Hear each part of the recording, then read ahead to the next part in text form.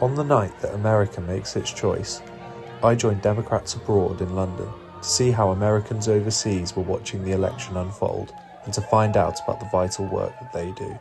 Our organization is really dedicated to that mission of winning elections, and that's why we're here tonight, because we are here to see Kamala Harris become the first woman president of the United States of America, and she's going to be a president for all Americans, and we cannot wait to see the results of this election.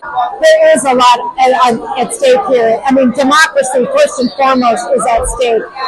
We know that Kamala Harris is the only person running for president who believes in democracy, believes in the United States Constitution. So we've been going for about 60 years now. We were started by some Americans that were based in London and in France that saw a need for reaching out and organizing Americans to remind them about voting from overseas.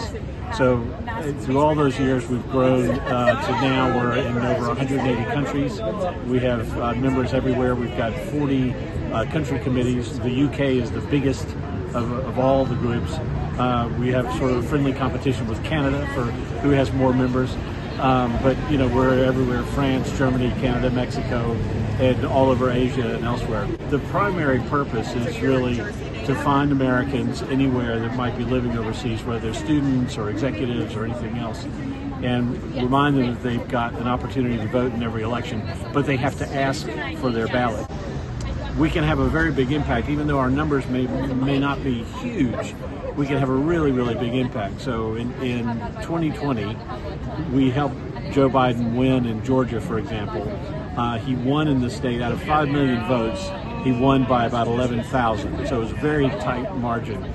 There were 18,000 votes from overseas just in Georgia. So we were very pleased with the fact that we kind of helped put him over the line with those 18,000 votes that he got in Georgia. So, like I say, our numbers aren't that big, but we can have an enormous impact, particularly in these close states.